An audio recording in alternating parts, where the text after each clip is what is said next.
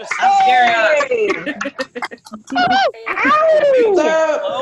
everybody? Is everybody? It's almost like you're really out of your house. Yeah, no. I can't really. be the only person who is getting excited by all this bird talk. Look, you know, there's certain animals in the world that I'm amazed they can procreate.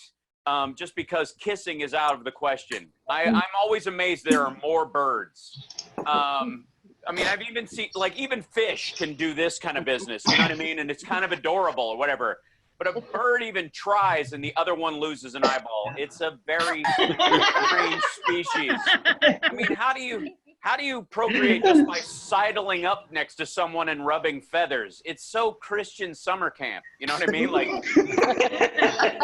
we're not allowed to do this. You know what? Great work, Noah. Give everybody a round of applause. Give Noah a big round of applause. I've always, you know, I don't prepare for these shows, so let's just talk. But I've always been inspired by dive bombing birds in parks.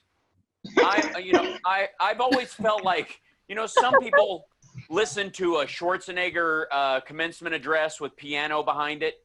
And that's what lifts their spirits, you know what I mean? Let me tell you one thing.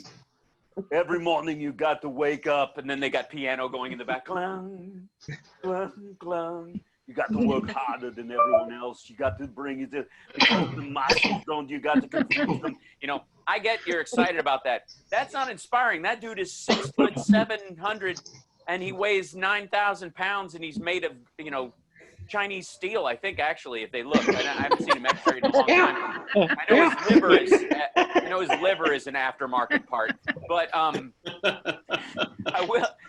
you know, one of the most inspiring things in the world I've ever seen is a little bird deciding it's had enough of you in its park. You ever just joggers or whatever? I'm like, you have no chance. You're this big. Your bones have been designed by millennia of evolution to keep you aloft. You are the most breakable animal on the planet. And yet you look at a human, descendant of primates, like plant-eating monsters that smash things with their knuckles, who have risen up and created nuclear weapons, and you're like, I got this.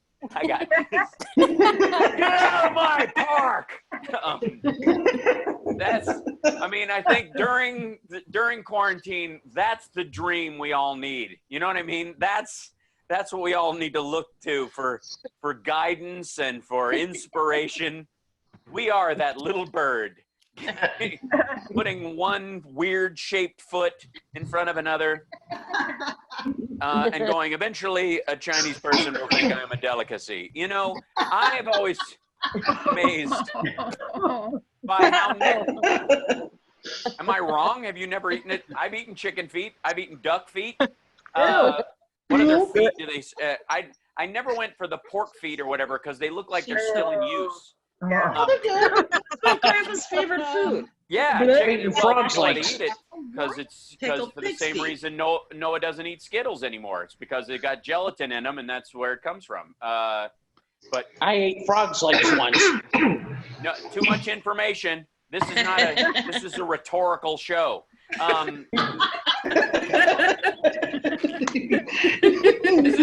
This is a unique experience because every heckler is the same volume.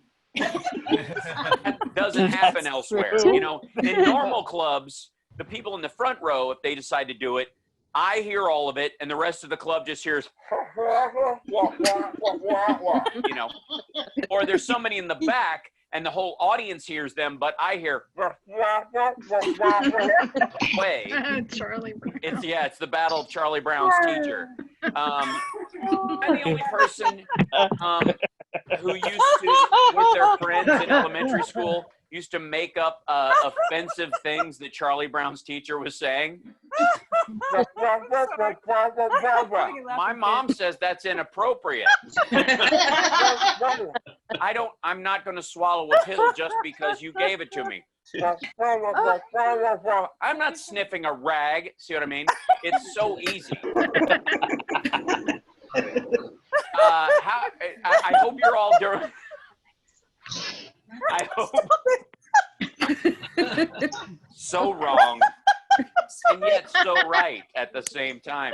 The nice thing is we all have COVID to excuse our being completely insane. Does anybody else feel completely relieved at losing their mind in the current situation? Because, you know what I mean? Like, everybody has their own personal stuff they go through, but they can't share it with the rest of the world because they play a part in the assholery that's going on. You know what I mean? Like, you're arguing with your partner, you're having issues with your kids, you have a problem with your job. You play a part in each of those. You might be the jerk. If you tell the story, you're like, yeah, she was saying this, and I was like, what's your deal? And she's like, I don't know what you want. And I'm like, we were having so much fun until you came along. And that conversation, you relay that to your friend, and you're like, me and the ball and chain are having an issue, and they hear it and they go, I think it's you. Seriously, I think actually, I've heard the whole thing. She called me too. She what? So there's all, or with your kids. I think when people have problems with parenting their kids, there's only two types of people who bring up parenting issues.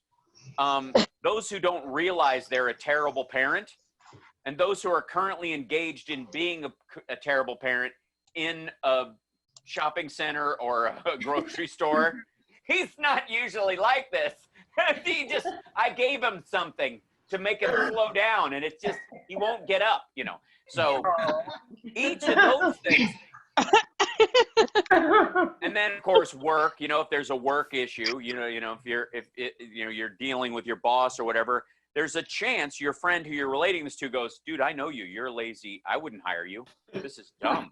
And so in those situations, we all kind of, in a Thoreau-like way, I think it was he who said, all men live lives of quiet desperation. I just do it at a house by the lake behind a bay window. I think that's not a direct quote, but it's basically, if you don't need to read Walden Pond now, you're welcome. And but you should watch On Golden Pond though. But I recommend watching it in fast forward because it's so much funnier with chipmunk voices, and the ending isn't nearly as sad. But in all these situations. By the way, I would be talking in my room like this even if you weren't here. In all of these situations, you play a part in it. You're like, this might be my fault. I don't know how comfortable I am bringing this shit up in front of my friends. But the great thing about COVID-19 is we're all screwed.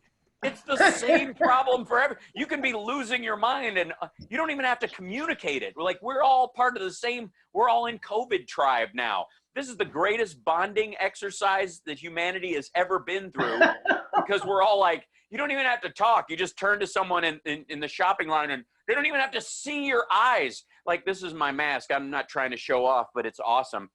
People don't even need to see your mouth move. You don't have to smile or anything. You can just go. And they know they know exactly what you're going through. It's amazing. Like, in every other situation in life, if you were covering half your face and you're like, they'd go, what's that? I think is that a ninja?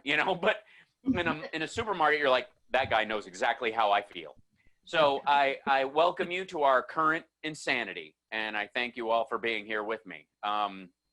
It's been, I think, the hardest part for me, besides not touching strangers, actually not wrong. What I meant was, hold on. How do I make this sound less creepy? After a mild introduction, that doesn't work either. That's a problem. Automatically adjust. The hardest part for this is not interacting with other human beings, So sweet, my textbook sport. but also just like looping your own thoughts in your head. Noah was talking about how, like, thinking is the rough part. And I spent a good deal of time staring out windows. That's not good. I mean, you feel like Anne Frank waiting for the Nazis to come by. You're like, they're there, get in the roof, Just me? Okay. But the weirdest part, you're sitting there and you think, you have these, what you think are profound thoughts. You have this illusion that you're like, wow, I've really figured this out. You know what? Slurpees are actually drank through a straw. They should be called suckies. And you think that's a profound thought. I apologize, by the way, too, on the show tonight if I'm walking funny. I cut myself shaving. There's a certain amount of depilatory that's necessary even in quarantine. It's been weird, though. I've been in contact with friends. I have my uncle is sick right now. This is true. I will say, in all fairness, he's been sick forever. So I don't know that it's a new thing. It's like he got a head start. It's like we're all getting into Bosch and he's already watched the series. That's basically what it is. And he's one of the, he was a former FBI. And so basically he just sits in the basement and drinks, waiting for someone with a shotgun to ring his doorbell, and that's mad after they just got out of jail. And that's been his life for a very long time. And so it catches up with you. And I feel like he's the most fearless person I know in terms of COVID or whatever, because it can't get him. Like, I feel like they always talk about, like, it can affect your organs and there's organ failure issues, and all of his organs are like, what can you do to me?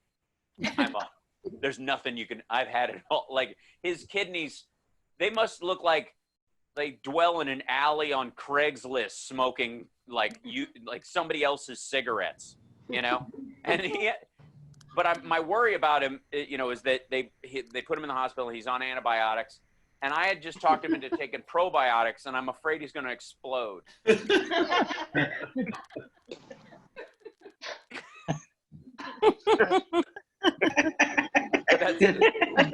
no science to that. It's just a worry that I have. Worry that it's sort of like Pop Rocks and soda. If you take antibiotics and probiotics, will you explode? It's a question that only science can answer. It's like, can you debrief someone who's wearing boxers? It's one of those thoughts that just stays with you. Or, is it facial tissue if you're imagining it somewhere else? That part of it, that was a good one. That was someone literally, that was an emphysema cough. That was impressive. You know what I miss, though, in all this? I have to say, road rage. That's not a sentence you hear very often.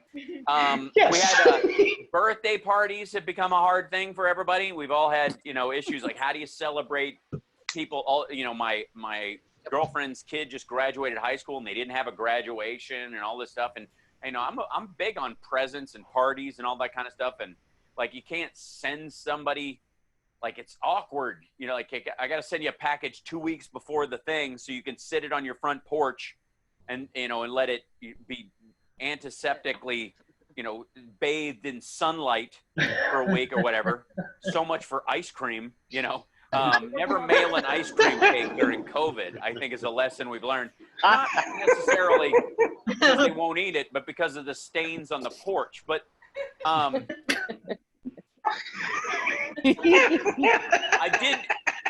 did send my friend a gag gift. It was a ball.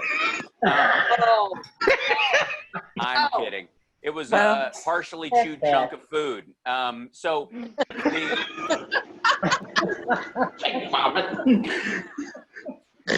if you have a hard time catching up to these jokes, keep it to yourself because you're on camera. It's very different in an audience. And I think we've actually lost some people in the no, they just fell over. Okay, good. That's a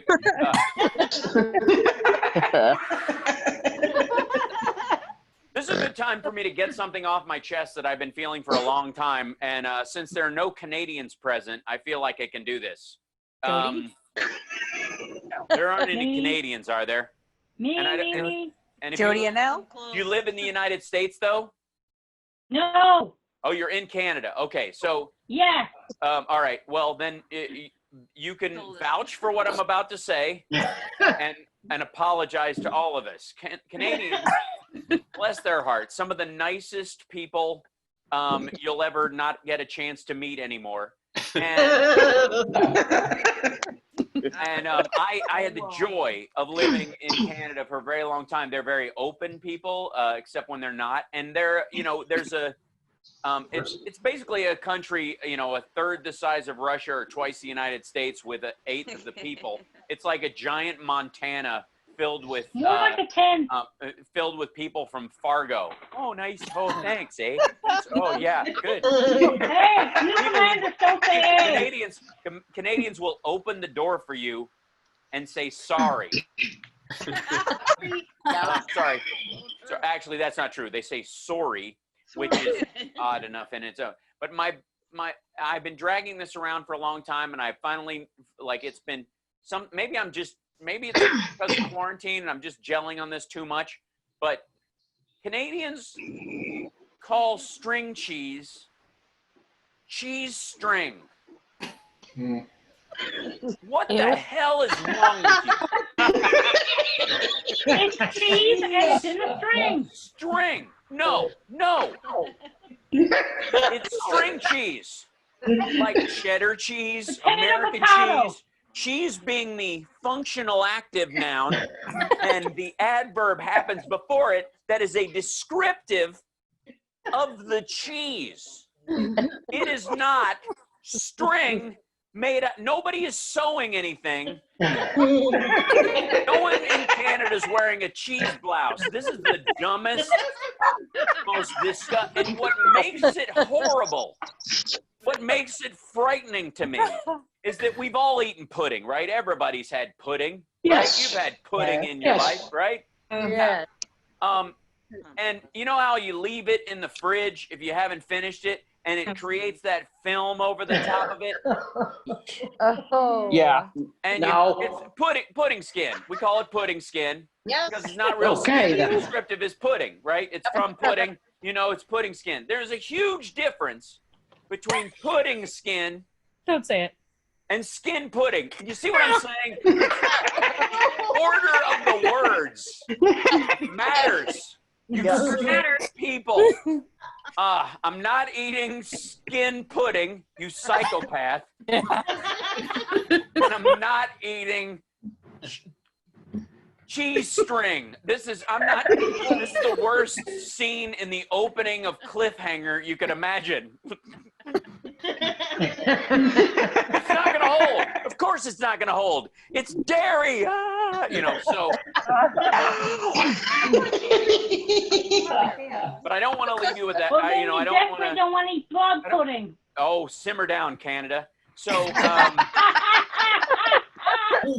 so I don't want to leave you. I don't want to just think I'm just criticizing. Oh, Murphy quit it. My cat's outside. That's the other thing too. I have to say, doing these virtual shows has murdered my rider as an artist. You don't know what a rider is. Yeah. A rider is why Van Halen didn't want any brown M&Ms, mainly because Eddie had pet gerbils, guinea pigs, I think, and you don't want to mix. That's a mistake.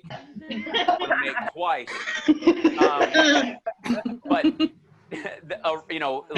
I think Pink has one that she needs to have like a trapeze in her dressing room, and U2 has one like they have to have new sunglasses every hour on the hour leading up to a show. Yes. And they need to be able to watch a documentary on the military-industrial complex while tuning. So, the rider stuff.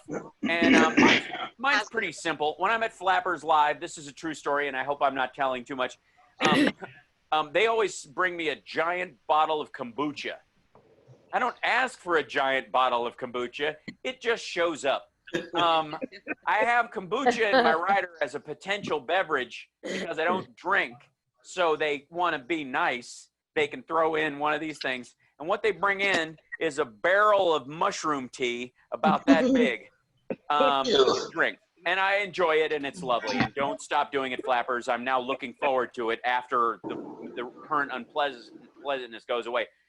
But you can't really beat my current rider right now. I would like to do the show from my house in my office with my own bathroom right there, which I can remove my mic or not when I use it. It's up to me. Honestly, what are you going to do? And my own fridge full of food and my pets nearby in case I'm anxious. So there's no comedy club in the world that can provide you with a cat to pet like you're some kind of, super villain. Just Celebrity.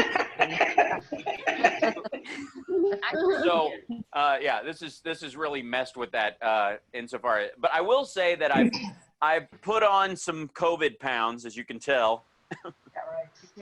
Join the club. I'm kidding. I look fantastic. It's I'm on COVID diet, which is only go to the grocery two times a month and don't touch anything. It's amazing. The pounds just fall off. Leave all the groceries on the stoop for an hour and a half. Don't eat anything that's been in the sun for 3 hours. Everything's rotten. Starving brains. That's what I'm doing. I've also become a master of frontier medicine. I don't know if you have too, but the fear of catching something worse than what I've got at the doctor's office, like I've got I have a femoral cut and I'm spurting blood all over the floor. I don't want to catch COVID. I'll handle it myself. Ma, hand me a needle and thread.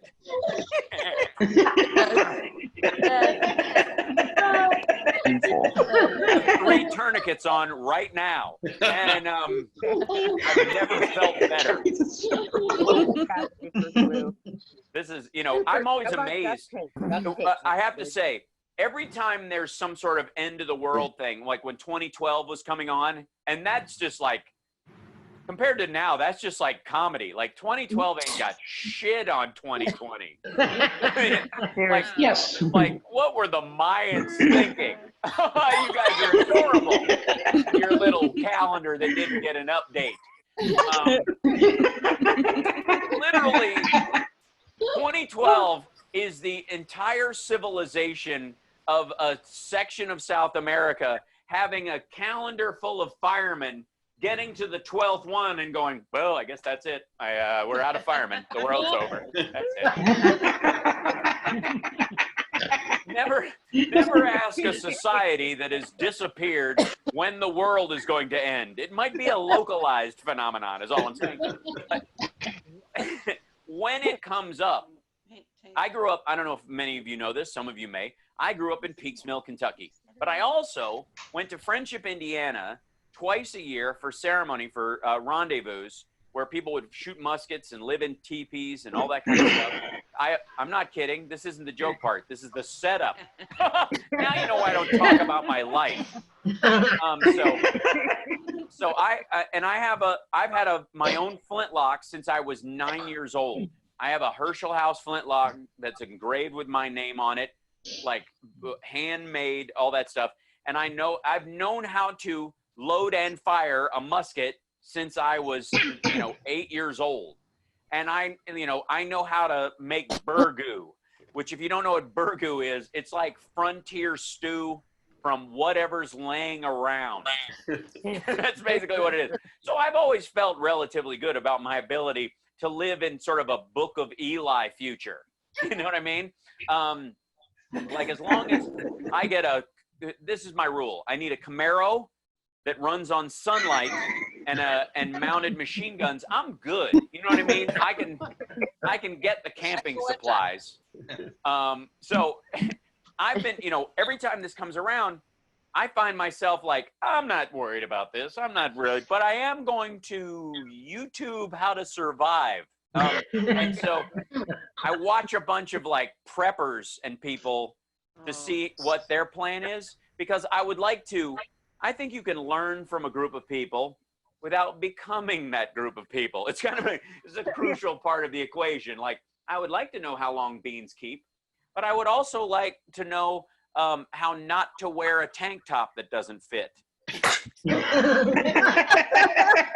what I mean? Like I can take the good and and leave some things behind, right? Like, I didn't know that a bunker needs a fart vent, but I mean, there's got to be some sort of built etiquette. It's got to be about hip height, one would think. You just walk up to it. If somebody's standing next to the vent, you know that they're doing something good for the tribe. And that the problem is, it's like a fireplace vent. You got to open and shut it in case it's a bioweapon or gas attack or zombies or whatever. Because what if the hand crawls down? Yes. You become a flesh eater. Am I the only person thinking this through? I love how when I get exasperated, I basically turn into John Malkovich. Are you all morons? I don't know how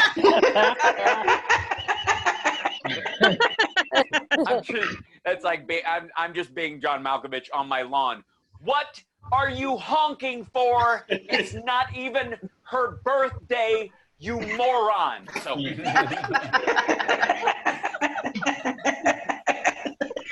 but I want to feel like I can give you guys a gift that when we go back to semi-normal, and I expect no normalcy from people for at least a decade. We're all going to be carrying this guy. Think about this. In my lifetime, we've had AIDS, 9/11, the 2008 crash, and COVID-19. Like, honestly, and that's not all the little, like, LA riots, which I was there for, but you might have missed, that kind of stuff, like, all throughout. That's enough. I'm done. You know what I mean? How about, I'm just going to float this idea. How about from this point on, we not have any of that shit and we just explore space? Is that possible? Can we move into that whole, like, the worst thing that could happen to us is asteroids while we're flying to another planet and finding out, oh my God, this whole place is made of diamonds. But when you go back out into the world, I want to give you a magic word that can help you in almost any awkward social situation, any situation you find yourself in. This word is, I mean, it's priceless. You ever walk out of an elevator and at a hotel, for example, windows here, hallway goes that way, your room is this way, but every time you get out of the elevator, you turn right and head for the glass. You ever, or you walk out of a building and you turn left and your car is the other way. And you know what I mean? That kind of thing. And there's really and there's people close by. So you can't, if you turn around, you might even bump into them. It's just weird. And so you end up walking 6 blocks the wrong direction or staring out a window. Just, this is Tulsa. They go to their room and then you're like, okay, I'm done looking out the window. And then there is a magic word that will get you out of all these socially awkward situations. It is gorgeous. It's gotten a bad rap in some zones, but if you use it properly, it's a lifesaver. And that word is actually. Actually. That actually is such a, because you step out of that building, you're supposed to go right, you go left, there's people right behind you, and instead of just turning around and bumping into them and them knowing that you went the wrong way because you're a dumbass and you can't remember where you are because the movie was so emotional, you turn left and you go, actually, they think not only are you not lost, but you had a better idea. They go home going, that person is smarter than I am. Not only they were going one direction, and now they had a better idea and went another. It will work everywhere. You will find yourself saying it quietly to yourself in a hallway with no one around, actually.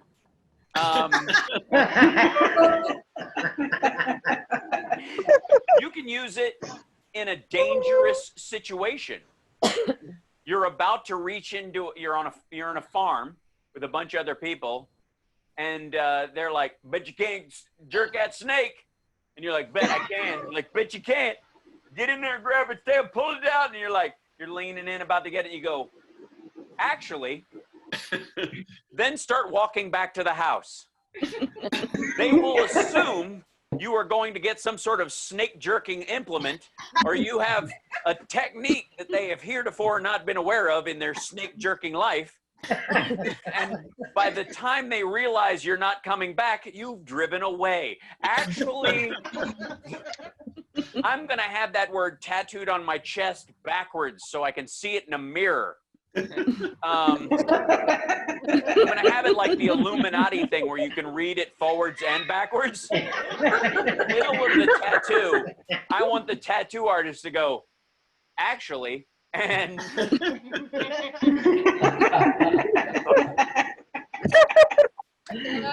so I have a question.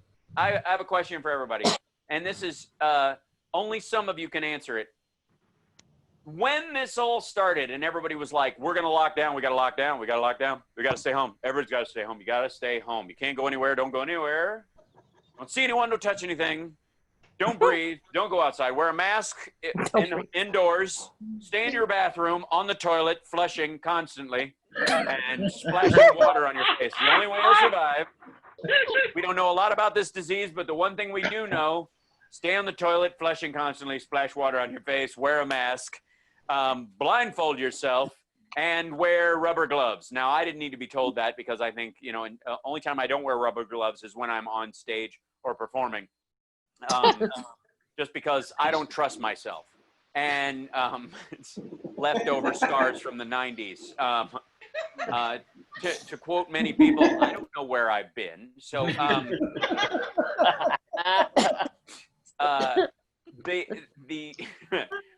is there a project that is staring you in the face? Yes. Now, full disclosure, full disclosure. Oh, yeah. I, true story, am learning the piano. Bravo. And I am practicing, la-di-da, I am practicing nearly every day. I'm at 6 days a week right now. And I've always, I've been, playing by ear my whole life. When you say play piano, if you do this, people think you're better than you are, because they suddenly think you're a honky-tonk player all of a sudden, or you play a kaleidoscope or whatever that is. What's it? Clydesdale? I don't remember. Anyways, the point is, they think you're in a saloon in the 1800s. So I'm learning to play piano, and I'm also taking study courses online. So I have an hour of school a day and an hour of piano that I'm doing basically every single day. And I've been very proud of myself.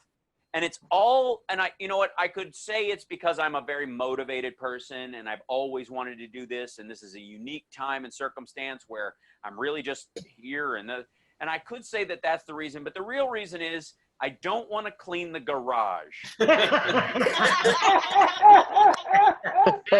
it. I can't thank you enough, garage, for inspiring me to do anything but you. That's right. Thank you. Thank you, garage, for being full of boxes that I have no idea that I need until I open it. And one box takes me a year. I'm like, that's where that is. And knowing that it's not that the boxes are full of shit I don't need. I'm aware that I need everything in every box. And I'm afraid to open them because that's a whole year. That's like, there's where they are. I was supposed to, there's my journals. Here's all, oh my God, I was midway through this project when it got boxed up and now I have to finish. Like, I fear the 2 months of activity in every single box in my garage. And thank God, because it's such a mess, I'm now learning to play piano. It's like, it couldn't be better if I had a nun with a ruler living in my garage, just slapping me every time I don't do something else. Is there anybody who hasn't, has anybody thought they're gonna clean out their closet? No. Anybody done that? Anybody thought? Yeah, it's easy. It's air Yes, conditioned. that's what I'm working on right you now. You just stare at it and you don't do laundry and you throw it back in there. And you're, like, Yeah.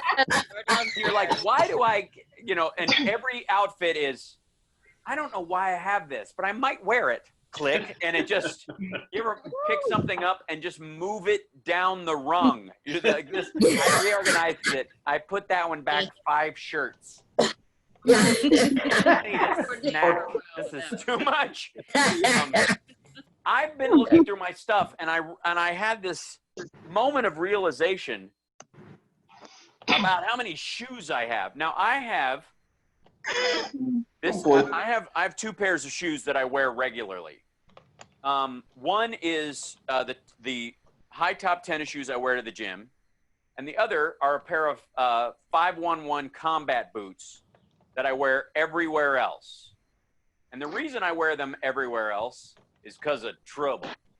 If trouble goes down, I'm not going to be in flip-flops or loafers or slip-ons, which should be called slip-offs, because that's why you wear them. Boy, I'm done wearing shoes. I wear full-fledged lace-up, zipper on the side, though. I'm a man of men. I got things to do. It's too easy. No, it's not, because they're Yeah, it is. just sealed in. They go halfway up my calf, and they're just road stompers. All right, who's flushing? Somebody flushed. No, I'm pouring water. I'm getting water. Mute getting your water, mic if you're gonna. I mean, if you're gonna irrigate your canal, honest to God. Mute yourself. Don't So share. wrong on so many fronts. So I wear It was those my 2 shoes kitchen all the- sink. Oh, I don't care. We moved on. These shows, that's the only downside, is these shows are just too damn familiar. The good part is, though, I get to look at your house before I perform for you. So if you don't like my comedy, I can at least go, well, who gives a shit? Look at that couch. Oh. You don't like my jokes? They're Well, bad. apparently you don't like hanging pictures either. So Oh. no offense, Noah. I'm just saying. So I have, he's probably in the other room. He was probably the one flushing. So turn your mic off. He was gone for a while. All right.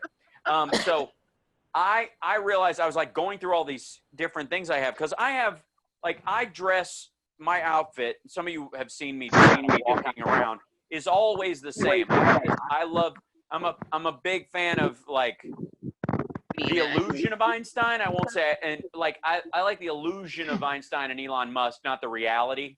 The truth is they're both dicks and not very scientific. But the part they sell to the public, I'm a big fan of. And so I wear an outfit that I call the Gray Man, which is it's a spy really term wanna get for that somebody thing who out, can just like, disappear into a crowd. Do you want to get it for me? Don't talk during. If you're going to order food, mute your mic. I mean, honestly, you're making us all hungry, and unless you're going to find a way to deliver it to all of us, and we let it sit outside for 2 weeks and melt on the stove. My outfit is called the Gray Man, and I dress like this all the time because I don't have to think about it. And if I had to stay in it forever because the world ended, I wouldn't go, great, I'm stuck in Armageddon wearing a Kiss Me I'm Irish shirt. This is just not Mad Max. So I have combat boots and this, and that's what I wear out, and that's my thing. And so, but I realize I have all these other clothes for other stuff that I've either accumulated over time or that I wear for other parts of my life. Because like when I perform on stage with my band, I'm a different human being. I just am. I'm not me. I'm Amy. I'm not Amy. I don't have a character named Amy. Amy was Amy. I'm Amy. Welcome. Okay. We're the Buster Rock String Band. Amy, Was that Karen? what you gonna do? Yeah, so, no. I'm a version of myself, but not the normal version of myself. It's an honest portrayal of an aspect of myself, but it's a limited version. It's a particularly spicy slice of the quiche, as it were. And so I have different outfits for that. So they stay in a separate thing. They've got their own locker. It's like a coffin. But my regular interaction clothes, I realized that I had for the longest time, my clothes in high school could only be summed up as the Marty McFly. I did not have mom jeans, but I did. It was jeans, a t-shirt, and an overshirt, sleeves rolled up, right, unbuttoned, a shacket situation, as it were. And I realized that if you leave it unbuttoned, that's reasonable. That's just like, I might be a little chilly, but I don't want to wear a coat. This is a mid-zone use of this, right? That's the whole thought process. Whether you say it out loud or not, that's what's going on. But I realized that guys who button up their shirts, but also roll up the sleeves, apparently are trying to give the illusion to the rest of us that we just all interrupted them in the middle of fixing an engine. Yes. Excuse me. I was just making this better.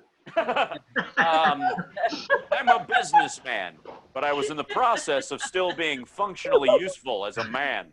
Can you hand me that socket wrench? It's the wrench with the sock on the end. I haven't read the manual.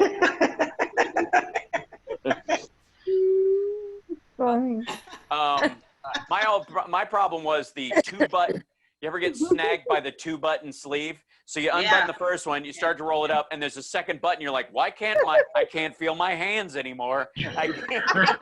Like, the second button. And then you undo it, and you're like, this is just, now I'm a French fop. Like, the whole thing is all just a billowy, blousy floppiness. You're like, I can't roll this up. It'll go all the way up to my arms. I don't know what's happening. I look like Johnny Depp.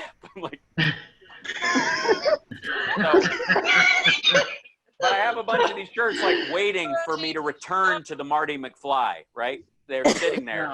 One day we shall go back to that or whatever. Now, granted, at 50, almost 1 years old, in September I'll be 51. And be amazed. Like I could feel it. Thank you. It's incredible. I stay in shape at 51 for one reason and one reason only. To irritate my friends who are out of shape. Yes. They're all the same age as me, and I just want them to. There was I can't remember when I first heard it, but there was like a comic who was like, once you hit 40, man, you're back and your thing and you and that was his whole act, right? And I hit 40, and I was like, nah, I'm fine. I'm all right. Okay. And then he's like, you wait till you hit 50. And then by the time he's 50, he's like, Jesus Christ. I hurt myself getting out of bed. You know, and I'm like, nah, I'm 50. I feel pretty good, actually. I'm pretty flexible. I've got kind of all my bones are in the right place. I got dexterity but I've just always, so I literally at one point, I saw a friend of mine who's also a stand-up doing a show about how like I'm 40, so I'm just, you can't work out anymore. You can't work out when you're 40. And so I decided I was going to work out just to irritate him. And it's been great. He's like the garage in my workout scheme. So I think if I have a message for you folks tonight, and I think that I do, it's surround yourself with unfinished projects like Da Vinci did, and assholes will keep you, that feed your ego. But honestly, this is where I was going. I don't really have this just occurred to me while I was trying to do it, that I had all these clothes sitting around. This is such a dumb closer, but I don't care because there's no closers. We live in I might as well be in a cocoon. So I realized I have tennis shoes, but I don't play tennis. I run in them. But I wear running shoes when I walk. But I don't have walking shoes. But all shoes are walking shoes if you slow down enough. And for the longest time, I don't know. It's like, I don't know when the transition happened, but they used to be called sneakers for a long time. Shoes used to be called sneakers. What kind of attitude do you have to have towards your fellow human beings that anybody who's not wearing clip-clock leather shoes, like they're in a mystery story, like a Hitchcock film from 1940, you know, katak, katak, katak, katak, that if you're wearing rubber sole shoes, those are sneakers. Those people cannot be trusted. The fella came in here and he was wearing sneakers. When I realized it, he was on top of me and we were at fisticuffs. Yeah. He was wearing his fisticuffs. So I realized nobody like calls them sneakers anymore because everybody's sneaky. I think that might be the reason. But I also realized some of my suits, I have suits, but I have no slacks. Right? I have suits, not wearing dress pants unless I'm wearing a suit. And dress pants, in and of itself, sounds like a kilt. I have a kilt. My kilt. No, genuinely, it's my kilt. Okay. Totally. And you're like, go commando, and I'm like, no, you don't deserve it. That's only on my only. That's on my Don't only. deserve it. So yeah. We're not worthy. So yeah, but this is my kilt. Okay, I have a kilt. This is legit. This is what I would call dress pants. This literally just occurred to me while I was standing here. And I bet you're wondering, Hal, why would you have a kilt within arm's reach? Because I'm Scottish. But it's true. I've got Scottish blood that I discovered. So I started buying kilts everywhere. Yeah. But the reason I have this in arm's reach at any given time, hello, is because when I come in and when I get up in the morning and I go do my lessons and I do my piano stuff, I'm often in my underpants. And when the rest of the family wakes up, if I'm not done by the time they wake up, I can't just walk around in flagrante delicto. So I whip on my kilt and walk around in a skirt like a real man. And so I feel like kilt should be called dress pants. That's my rule. And I don't have any slacks. But it's weird to me that Back to the Future again, but slackers were people who didn't wear suits, but they certainly weren't people who wear dress pants. Yeah. And the other word for slacks is trousers. And trousers to me sounds like an old English word for a drunk. I would hang out with him. He's a bit of a trouser. How's him over there? He's no good. Don't hire him. He's a trouser. We've seen him carousing and trousing all over town. Oh no. Bad jeans in his trousers. I wear jeans. I wear stretch jeans because again, I have to be able to be active. The end of the world comes. I don't want to be like, I can't kick above my neck. And it's the only weapon I have. So I wear stretch jeans at all times. So I can do the splits in case that's the money of the future. And I got to sign off. We got 2 minutes left.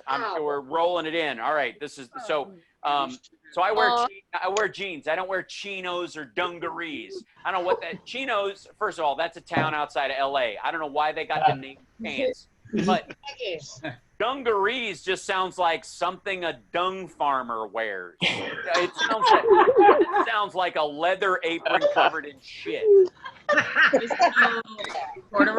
Charlie, you can't work in here. You forgot your dungaree. I'm sorry. Let me go on my dungaree and get back to shoveling manure. So I've gotten rid of any slacks, chinos, or dungarees that were loitering around my closet. I live only in jeans. I have suits, and that's it. And suits can cover a lot of things. You can have a business suit. You can have a space suit. And you can have a lawsuit. And so I I feel like that's a flexible enough word to cover almost anything. You know what I mean? You can have a lawsuit about the business suit you wear underneath your spacesuit, or whether you have to or not. Business in space. Just saying. All right, I will leave you on this. I want to remind you, during this time, when everyone is worried about what our future is going to be like, I want to remind you, go look at footage from the 1920s, or footage from right after World War II, when people were in the streets and ticker tape parades and all that kind of stuff. And remember, all that stuff happened after the Spanish flu. And we had none of the technology we have today. Life will come back to normal. And so what I would like to do is give you a reminder, something you can carry with you, along with the word actually, which you can use at your own discretion. Promise me you'll use your powers only for good. But Yes. also remember, farts aren't funny to deaf people. Thank you, Hal. It was great. Okay. Thank you so much.